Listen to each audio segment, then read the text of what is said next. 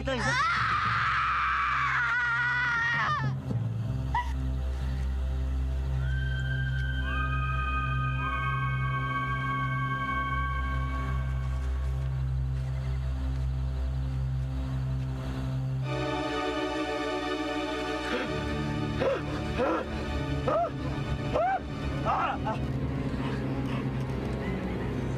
Siya. Siya. Siya. Siya. Siya. Siya.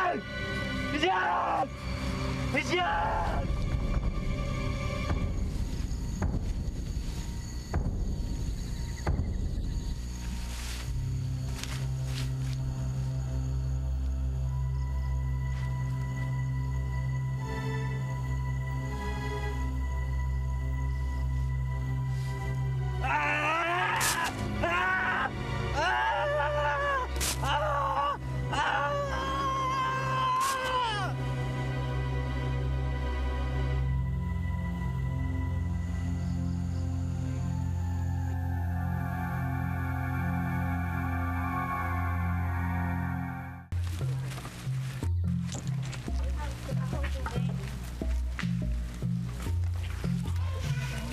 Kanina pa kita hinihintay ah.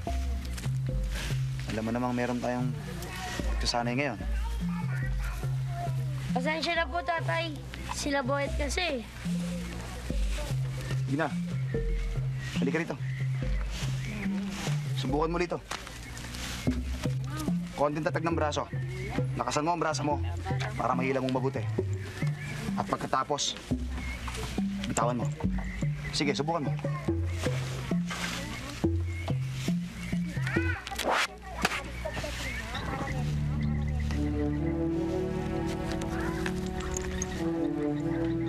Madali kang natuto sa paghahawak ng sandata. Pero nababasa ko sa mga mata mo. Kulang pa ang lamig ng dugo mo. Kaya kailangan huwag kang matatakot. At huwag na huwag kang maaawa sa mga hayop na tinutulis mo. Basta kahit na sinong kalaban. Sige, subukan mo rin. Lakasan mo ang braso.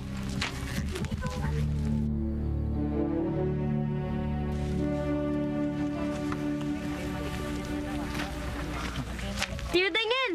Igna. Kumusta ka na, ha? Buti naman po. O, ito. Pasalubong. Sa akin na po ito. Para alagaan. Ang totoo niyan, napulot ko yan sa labas ng monasteryo. Papunta na ako dito. Nag-iisa, ulila. Naisip ko na, dali na lang at ipaampun sa'yo. Ha? Salamat po. Kapatid, mukhang pakikinabangan ng asong yan paglaki ah. Pwedeng isama yan sa gubat sa pangangaso. Kuya naman. Napulot ko yan sa daan. Dila ko dito para alagaan ni Igna. Ani naman natin ang alaga kung di naman pakikinabangan, kapatid. Aba, nariyan ka pala, Daniel. Halina muna kayo't magpalamig. Tara po. Nakakalimutan mo na yata, kapatid. Ang layunin ng mga kapatiran ng mga mangangaso.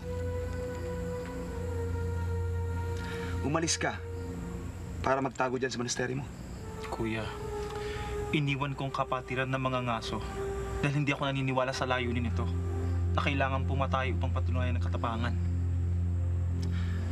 Sinasabi mo bang duwag ako? Kuya, hindi ko sinasabing duwag ka. Kaya walang dahilan para magharap kayo ng halimaw. Hindi siya napaparito. Hindi siya nagpapakita sa atin. Yun na nga. Hihintayin pa ba natin yon? At ang mga nauna sa aking mga ngaso na.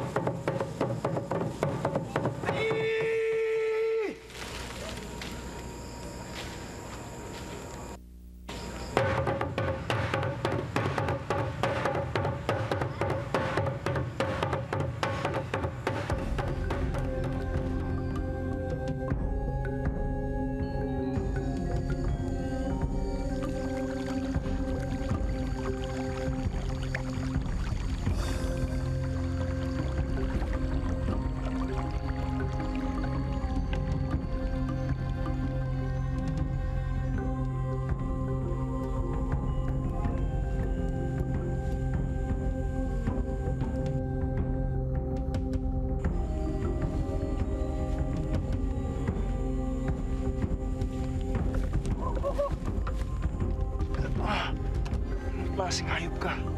Huwag niyo po akong saktan. Hamak lang po akong tagabantay rito. Ang mga tagabantay! Bah!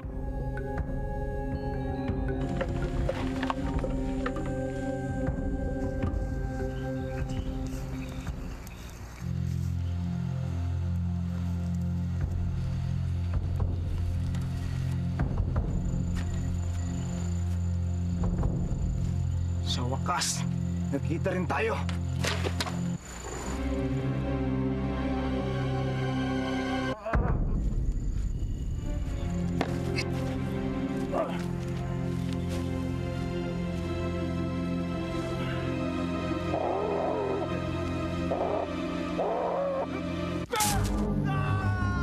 Lumipas sa panahon, hindi pa rin nakabalik si tatay.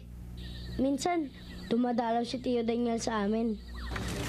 Tio Daniel! Igna, kamusta na? Eto po. Nasa loob po si nanay.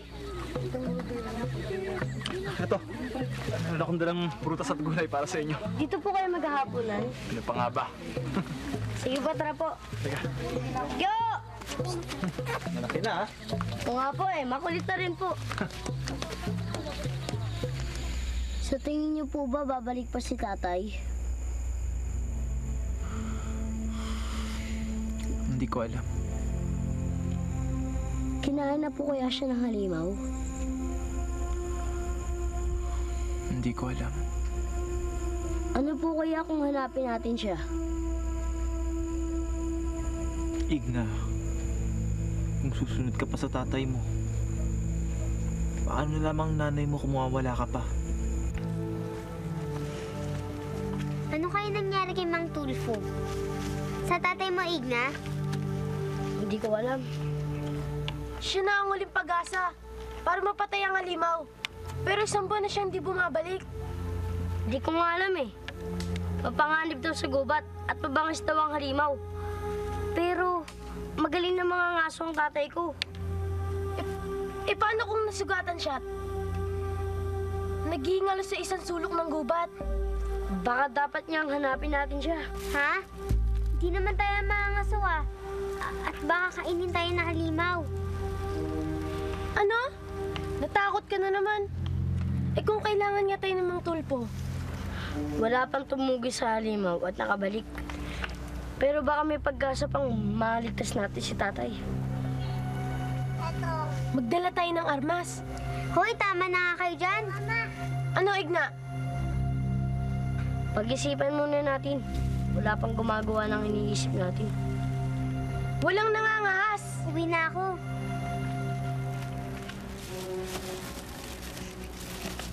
Sige, uwi muna ako. Sige.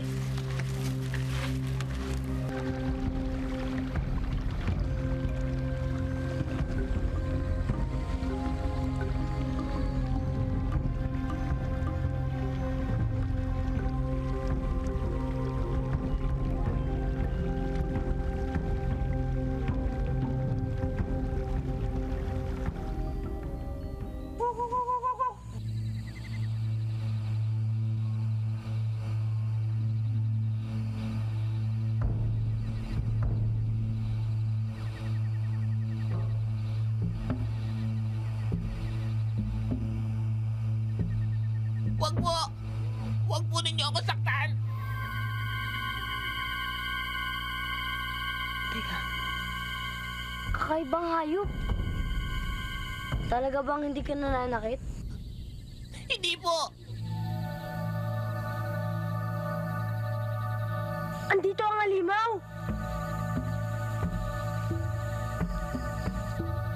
Kayo na ang tumuklas. At para sa'yo, mauwing anak ng mga ngaso. Narito!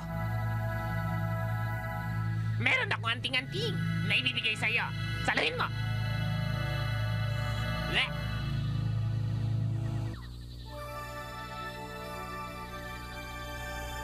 Paano mo nalaman na anak ako ng mga ngaso?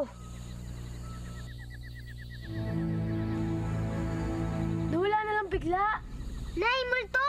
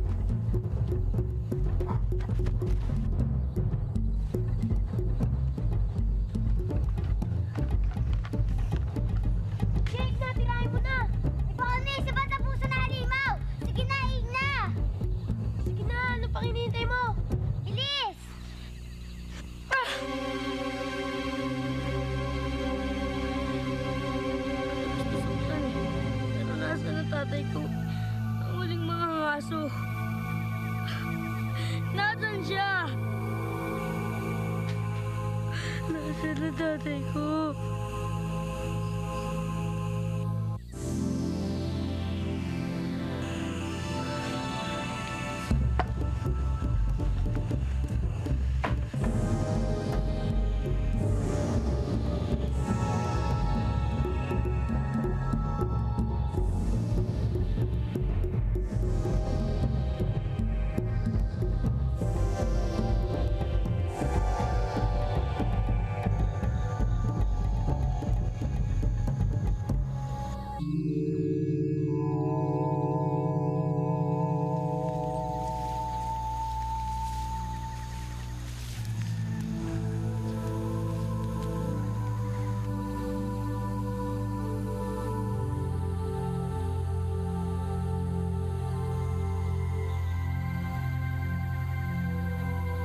Igna anak, ikaw ang nagligtas sa amin. Patawarin mo ako. Mali lahat ang tinuro ko sa noon. Dapat unawain ang paghihirap ng iba at maawa sa ibang nilalang.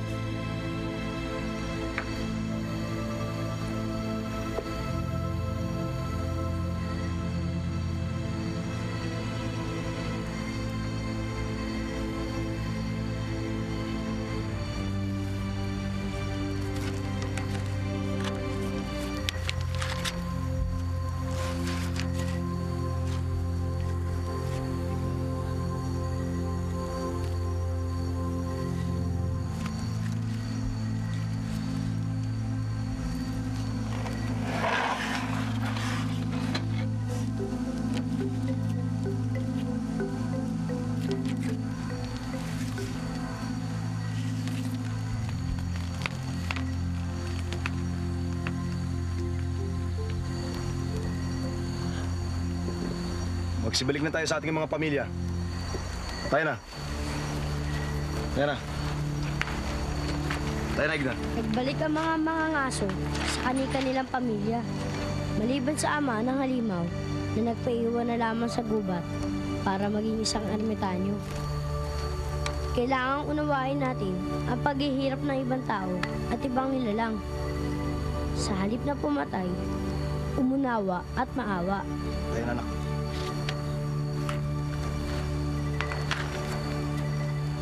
Hiraya manawari ating abutin.